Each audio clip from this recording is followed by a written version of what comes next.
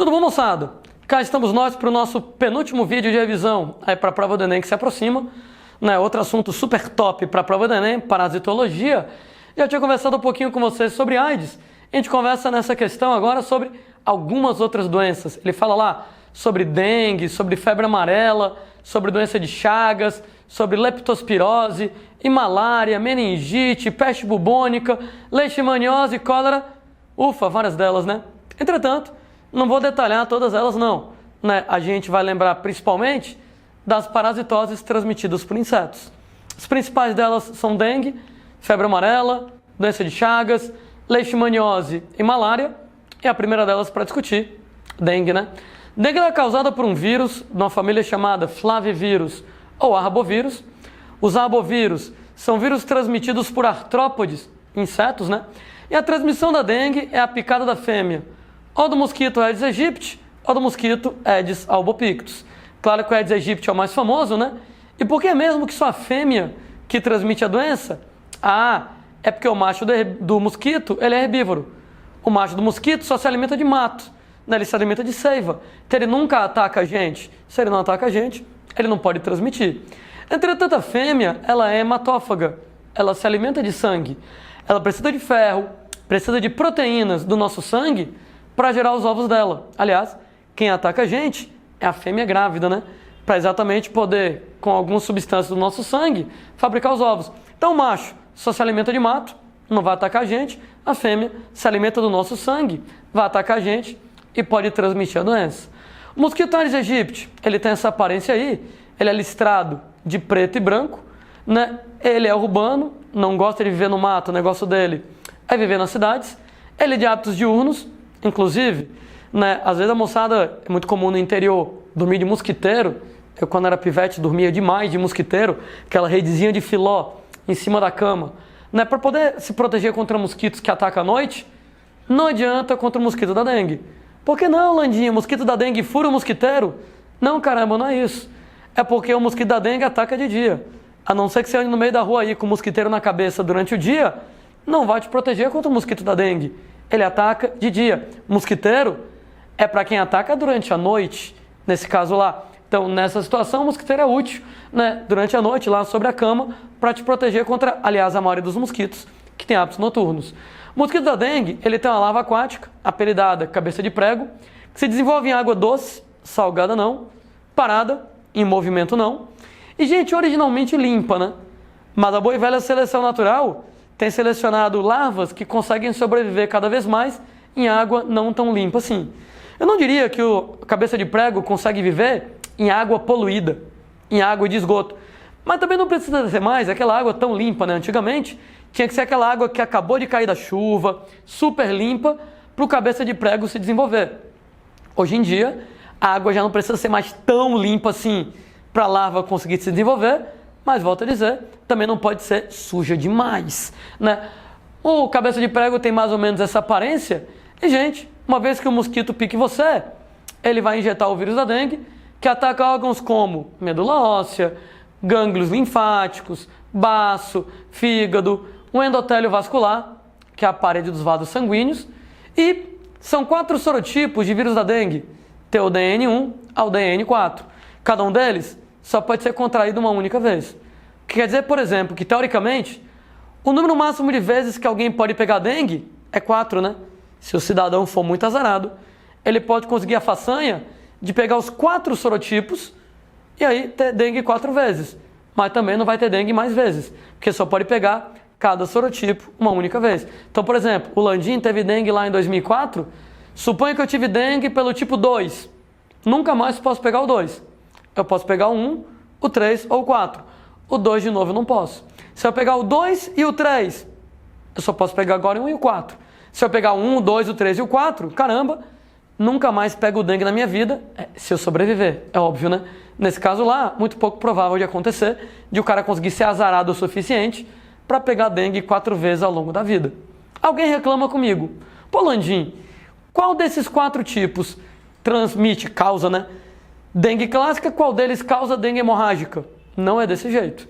Todos os 4 podem causar dengue clássica, todos os 4 podem causar dengue hemorrágica. A diferença não é o tipo de vírus, é a vez que você pega. Primeira vez que você pega a dengue, a tendência é que venha a dengue clássica. A partir da segunda vez, por um sorotipo diferente, a tendência é que venha a dengue hemorrágica. Notem que isso é tendência, não é obrigatório. Entanto que alguém questione, ô Landim, eu posso pegar a dengue 2 vezes e nas 2 vezes ser dengue clássica? Pode. Eu posso pegar a dengue a primeira vez e da primeira vez já ser dengue hemorrágica?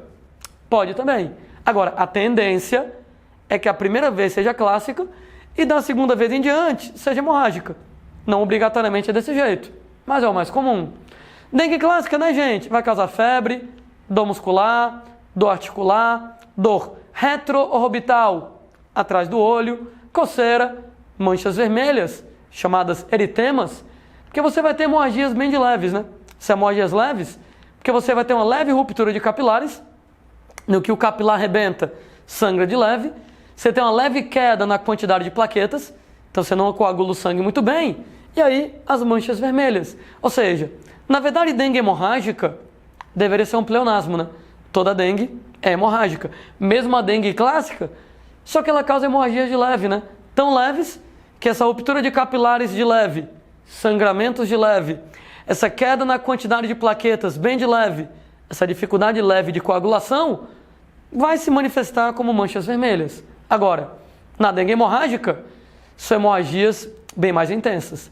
Eu tenho uma intensa ruptura de capilares, eu tenho uma intensa queda de plaquetas, então os sangramentos são mais violentos, a dificuldade de coagulação sanguínea é muito mais intensa, o que leva a sangramentos espontâneos, em gengiva, em nariz, dor abdominal devido a hemorragias internas, daí serviço de utilidade pública, né? Você está com uma virose, né? Você não está espirrando, não está tossindo, não tem efeitos respiratórios, né? Se você tiver efeitos respiratórios, tosse, catarro, nariz escorrendo, possivelmente é gripe. Mas tu teve uma virose, você não teve sintomas respiratórios, não está com o nariz escorrendo, não está tossindo, não está espirrando, não está com coriza, não deve ser gripe, pode ser, por exemplo, dengue. Se você começar a ter sangramento espontâneo de gengiva, de nariz, dor abdominal, voe para o hospital. Pode ser dengue hemorrágica, pode ser uma forma bem mais violenta da dengue e potencialmente fatal, né? Inclusive a causa de morte nesse caso é devido às hemorragias internas, hemorragias por dentro mesmo do corpo, cai muito a pressão do sangue, um quadro chamado choque, e a pessoa pode acabar falecendo.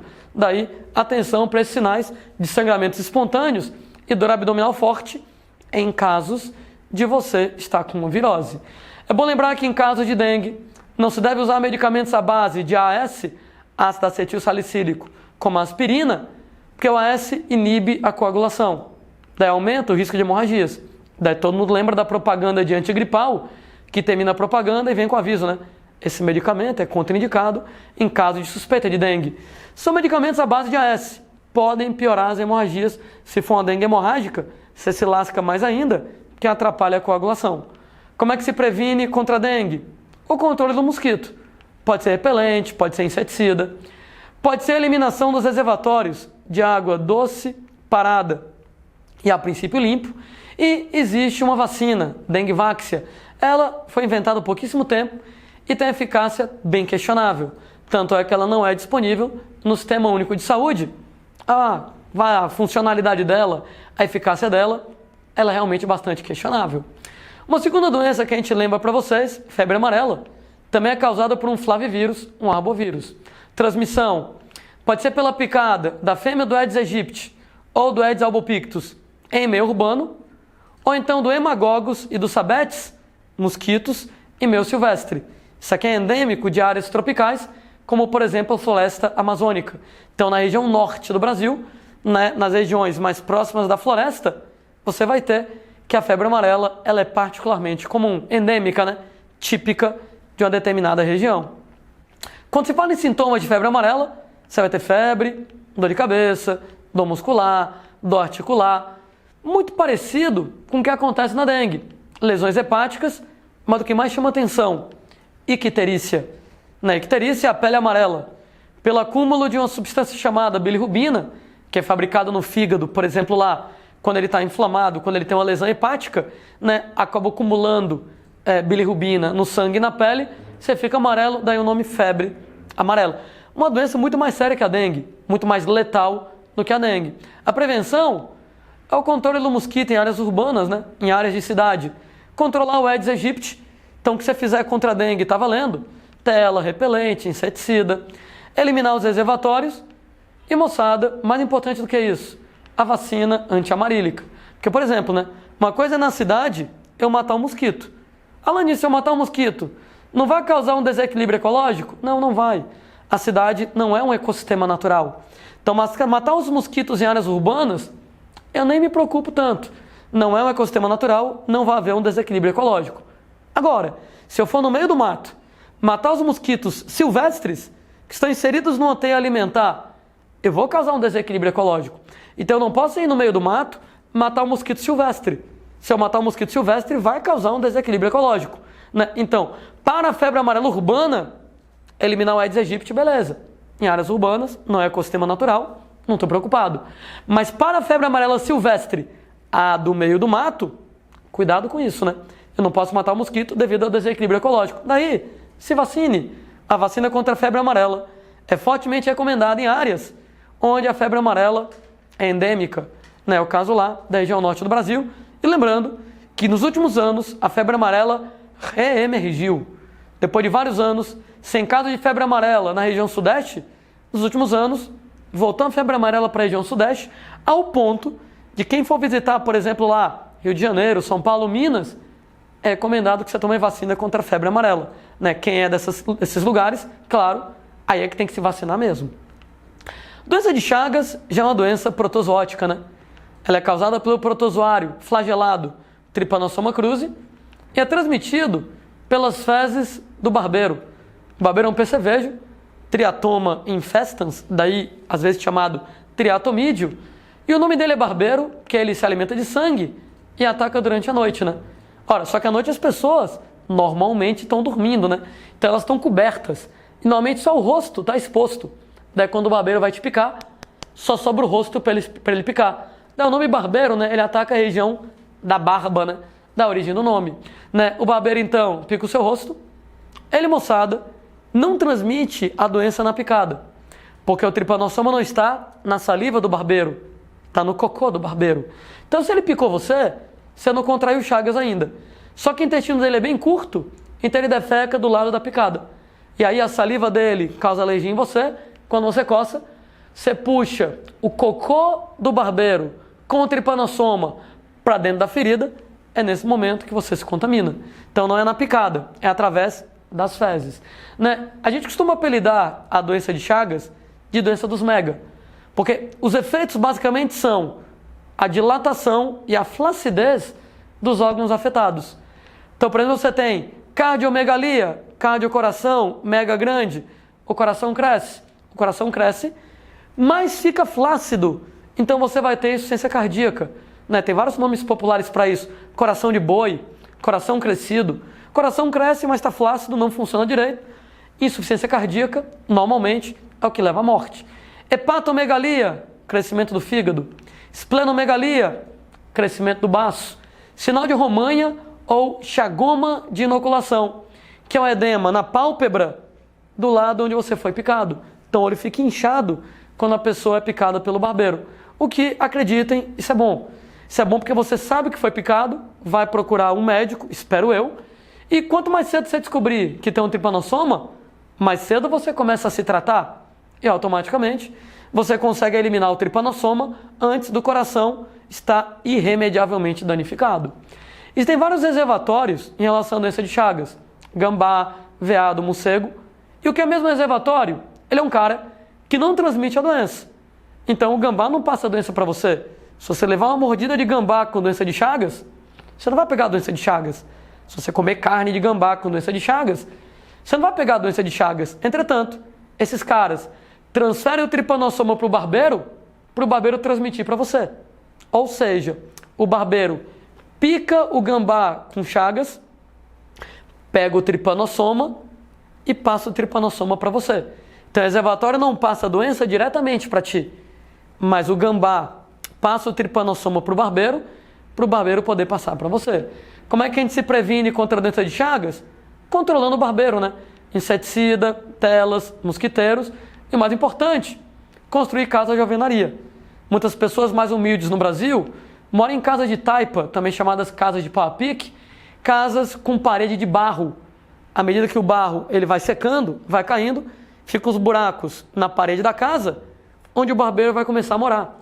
Porque como ele tem hábitos noturnos, ele vai passar o dia escondido na parede da casa e à noite vai atacar o pessoal da própria casa. Se você mora em casa com parede de tijolo, de preferência parede rebocada, né? Aquela parede revestida por massa, sem buraco na parede, o barbeiro já não vai mais morar na sua casa. Então, casa de alvenaria, parede de tijolo, de preferência parede rebocada. Né? Outra coisa é evitar o desmatamento, né? Porque quando você derruba o mato, não tem mais do que o barbeiro comer no meio do mato, ele vai invadir as cidades atrás de alimento. Então, você derrubou a casa dele, ele invade a sua casa à procura de alimento, aumenta a chance de você pegar chagas. A gente lembra que a leishmaniose, ela é causada pelo protozoário flagelado leishmania alguma coisa, e a transmissão é a picada da fêmea do mosquito palha, chamado Phlebotomus, ou então Lutisomia, nessa simpatia aí da fotografia. Reservatório, principalmente o cão, aquela mesma história, o cão não transmite a doença para você, né? Mas ele transfere o parasita para o mosquito passar para você. Né? Então, se você levar uma mordida de cachorro, você não vai pegar leishmaniose. Se você comer carne de cachorro, pelo amor de Deus, né? Você não vai pegar leishmaniose. Mas o mosquito pica o cão com leishmania, pega o leishmania, pica você e passa para você. Daí, é interessante reconhecer os sintomas no cachorro. Queda de pelos, feridas, principalmente em patas e ao redor dos olhos, unhas grandes, falta de ânimo, falta de apetite. Por exemplo, o cachorro com queda de pelos e feridas ao redor dos olhos, né? Indícios de leishmaniose no cachorro. Tem vários tipos de leishmaniose. A leishmaniose visceral ou calazar, causada pelo Leishmania donovani, pelo Leishmania chagas, causa febre, desânimo, falta de apetite. Hepatomegalia, aumento do fígado. Esplenomegalia, aumento do baço. E daí o nome visceral, que afeta as vísceras, os órgãos internos, como o fígado e o baço. Já a leishmaniose tegumentar americana, também chamada úlcera de Bauru, ela é causada pelo Leishmania brasiliensis, causa febre e úlceras, né? Ferimentos nas mucosas, boca, nariz, né? Inclusive, se a pessoa não for tratada, as úlceras, os ferimentos são super intensos. Prevenção: controlar o mosquito, vacinar o cão e eliminar, sacrificar os cães doentes, né? Ou tratar os cães doentes, né? Se você de repente lá estiver disposto a pagar pelo tratamento, que o tratamento é caro, você paga lá para o tratamento do cachorro doente. Infelizmente, para cães de rua, sai muito caro lá para os sistemas públicos pagar o tratamento dos cachorros de rua doentes. Então, infelizmente, a recomendação é que o cachorro seja sacrificado para evitar que o mosquito pique o cão doente, pegue o leishmania e passe para outra pessoa. A última que eu queria lembrar hoje para vocês, malária, causada pelo protozoário, esporozoário, plasmódio alguma coisa. Um esporozoário não tem estruturas especializadas de locomoção, não tem flagelo, não tem cílio. E a transmissão é a picada da fêmea do mosquito prego, chamado Anopheles alguma coisa, típico de florestas tropicais, tá? O mosquito prego, né? Eu lembro que ela é uma das poucas doenças onde o hospedeiro definitivo é o mosquito. Nesse caso, por que ele é o definitivo? Porque o plasmodium no mosquito vai dar produção sexuada e o homem é o hospedeiro intermediário. Porque o plasmódio no homem só faz de produção assexuada lá no fígado, lá nas hemácias. Né? Inclusive, cuidado, que o hospedeiro intermediário não é sinônimo de agente transmissor. Quem transmite é o mosquito. Apesar de ser um mosquito que transmite, ele é o hospedeiro definitivo. Porque quando no hospedeiro tem reprodução sexuada, definitivo. Quando no hospedeiro tem reprodução assexuada, intermediário, que é o caso do homem. Né? Em relação aos sintomas da malária, lesões hepáticas, porque o protozoário ataca o fígado, e febre cíclica, febre intermitente, que vai e volta, porque os protozoários rompem as hemácias, se reproduzem nas hemácias, rompem as hemácias e liberam um tipo de toxina chamada hemozoína.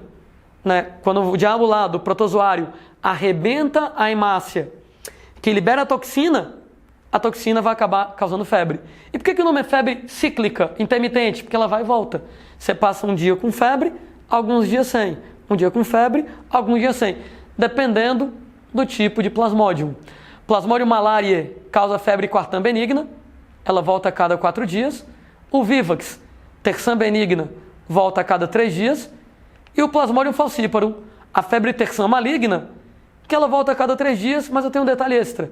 As hemácias mortas, nesse caso, começam a se juntar, a aglutinar e entupir os vasos sanguíneos. Né? Nesse caso lá, né, vários tipos de malária. O intervalo entre uma febre e outra, né, depende da espécie do plasmódio envolvido. Mas, em todas elas, por que tem febre? Hemácias arrebentam, morrem, e a liberação de toxinas hemozoínas que levam a febre. Prevenção, controlar o mosquito, inseticida, tela, mosquiteiro repelente, evitar o desmatamento. Mesma história lá da doença de Chagas. Se você vai lá e derruba a casa do mosquito, o mosquito invade a sua casa. Então aumenta a chance de você contrair a doença. E moçada, medicamentos antimaláricos. Não há vacina. Mas se você vai viajar para uma região onde a malária é muito endêmica, você já pode começar a tomar a medicação contra a malária preventivamente, antes mesmo de você se contaminar. Ter um efeito preventivo. Na questão, gente, de hoje, ele fala lá de um texto, um grupo internacional de cientistas achou um modo de tapar o nariz do mosquito e ele bota um texto. Ele coloca lá, né? Se a descoberta descrita no texto foi extensiva a outros insetos, tapar o nariz do inseto, para ele não poder encontrar a gente, para ele não poder atacar a gente, isso poderia ajudar a combater algumas doenças no Brasil, como, por exemplo, né? No item A, dengue, febre amarela, doença de Chagas, todas são transmitidas por insetos, mas leptospirose não. Leptospirose é água contaminada com urina de rato, né? Na letra B, malária é transmitida por inseto, mas meningite não. Meningite, aerosóis de saliva, né? Gotículas de cuspe no ar, pessoa a pessoa, de modo direto ou indireto, através de objetos contaminados. A peste bubônica, eu admito, ela é transmitida por inseto, é a pulga do rato. Mas como a meningite não é transmitida por inseto, o item B não está valendo. No item C, doença de Chagas, barbeira é inseto. Dengue, Aedes aegypti é um mosquito, é um inseto. Febre amarela, Aedes aegypti e hemagogos são mosquitos, são insetos. Leishmaniose, o mosquito palha ou birigui, né, o Phlebotomus, ele é um inseto. Letra C, o item correto para marcar. Só para ter uma lembrança, cólera, né, moçada? Não é transmitida por insetos, água contaminada com fezes de indivíduos doentes. E a lepra, apesar de ser uma doença que afeta primariamente a pele, ela é transmitida por aerosóis de saliva, gotículas de cuspe no ar, apesar de ser uma doença de pele. Então, das que ele bota na questão, que são transmitidas por insetos, letra C. E moçada, até o próximo vídeo. Tchau!